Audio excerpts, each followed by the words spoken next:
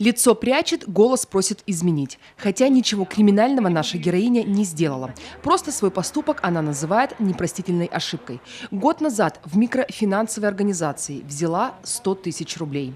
Хотела сделать сюрприз мужу-рыбаку. Купила лодку. А вот выплатить сумму вовремя не смогла. Сегодня со всеми штрафами ее долг составляет почти 400 тысяч рублей. Теперь я знаю и понимаю, что нет денег. Лучше и не надо их искать, этих легких денег. А тогда это показалось очень хорошей идеей. Быстро, легко и удобно. Но на самом деле бесплатный сыр только в мышеловке.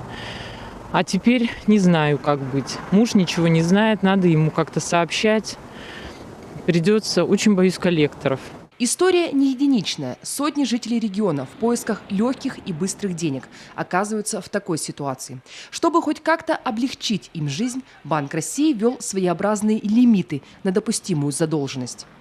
Простой пример. Сумма займа 10 тысяч рублей. Еще в 2016-м вам могли начислить всяких неустоек и штрафов аж до 40 тысяч рублей. Сейчас, после вступивших в силу изменений, предельный размер долга не должен превышать первоначальную сумму в 2,5 раза.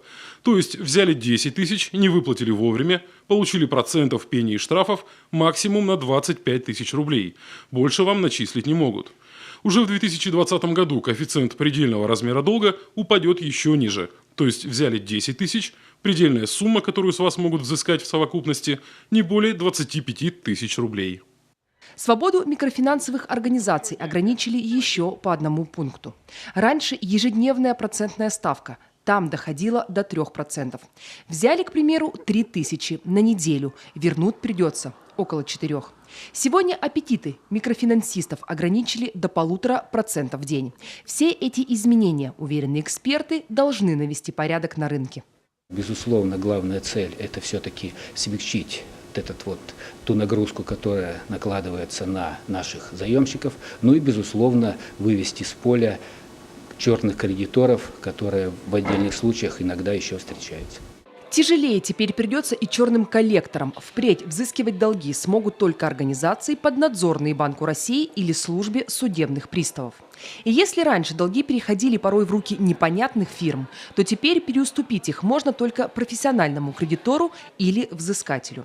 Список тех, кто имеет право требовать возврата суды, есть на сайтах Центробанка и службы судебных приставов. Нелегальные взыскатели даже не смогут доказать свою правоту в суде. Для них на рынке финансовых услуг больше места нет. Виктория Палкина, Павел Фетисов, телеканал Юрган, Сыктывкар.